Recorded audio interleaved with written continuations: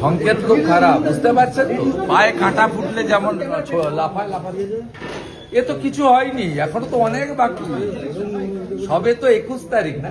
नमस्कार सर। नमस्कार। साधारण मानुष क्या नाम है? भाई को वोट मिलेगा तो आप जीत के रहिए। যে ওদের আচরণটা এটা নিয়ে মানে কেন এটা ভয় পাচ্ছে, ভয় পেয়েছে মমতা, জেনে গেছে জনতা। আজকের অভিষেক বন্দ্যোপাধ্যায় তিনি বলছেন একটাও নাম বাদ দিতে দেব না। আমি ওনার কথার উত্তর দেবো না, আমি কথার উত্তর দেবো না। ওনাদের পার্টি স্ট্যান্ড উনি বলছেন, বিষয়টা তো মমতা ব্যানার্জিকে কেন্দ্র করে।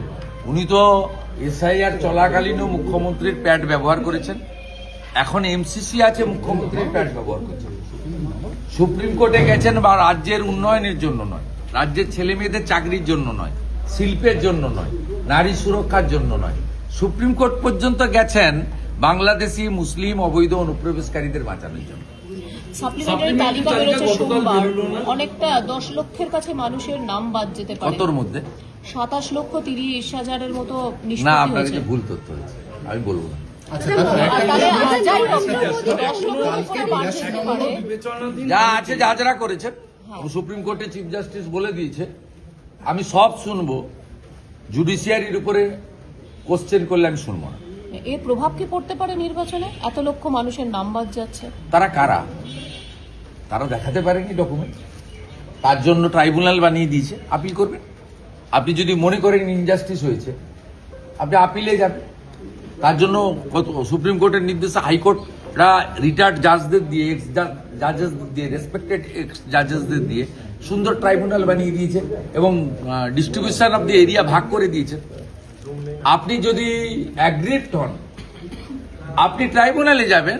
ভারতবর্ষের এত ডেমোক্রেসি আছে, এত সুন্দর আইন আছে, তো কান খুলে শুনে রাখুন। মৃত, ডবল ট্রিপল এন্ট্রি, ফেক এবং অভারতীয় বাংলাদেশি মুসলিম তার নাম থাকবে না।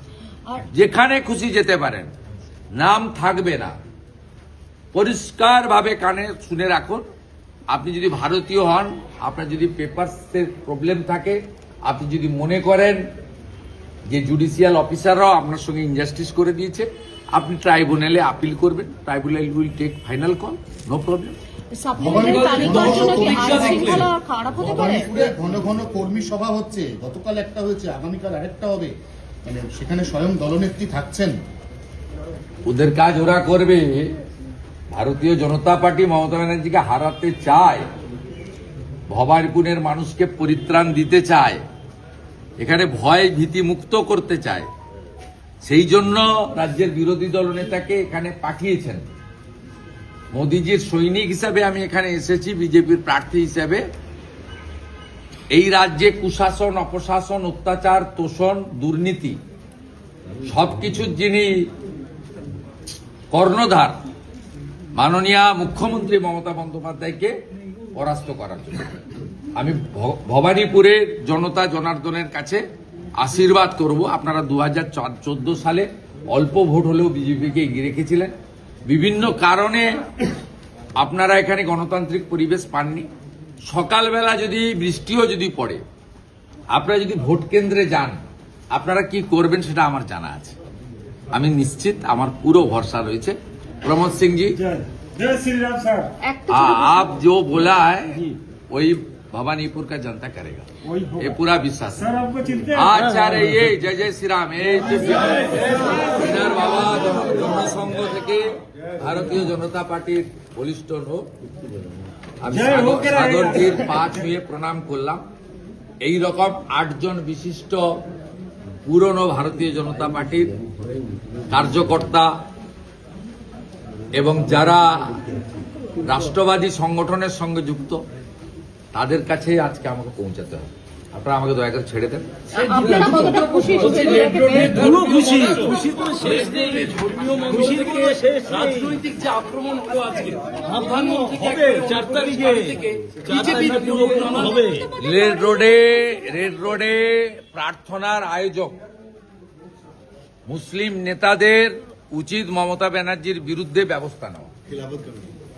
খিলাফত কমিটির উচিত ব্যবস্থা নেওয়া। পরবর্তীকালে এটা একটা অন রেকর্ড খুব ব্যাড ইনস্ট্যান্ট হিসেবে থেকে গেল।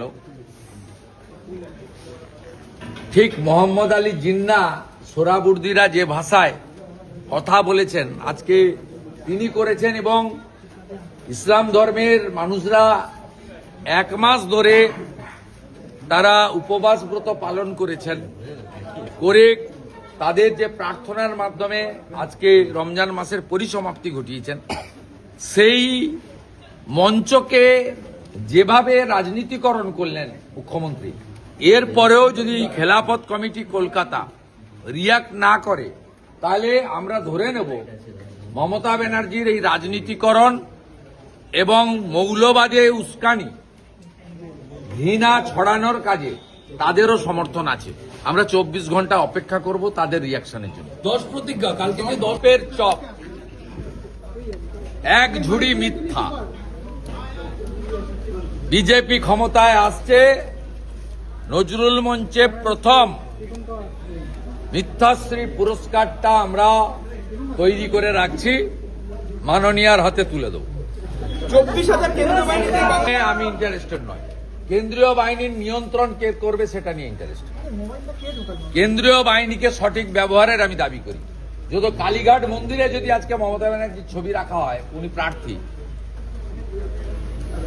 তারপরেও যদি ইলেকশন কমিশন এখানকার লোকাল অথরিটিকে দিয়ে ছবিগুলো পরিষ্কার না করেন, তাহলে বুঝে দিতে হবে কি হতে পারে। দেখুন, ওরাই বলে দিচ্ছে কি হবে। दीदी भाई जीतेगा तो कमल खिलेगा। कमल खिले। जय श्री राम। जय श्री राम, जय श्री राम, जय श्री राम।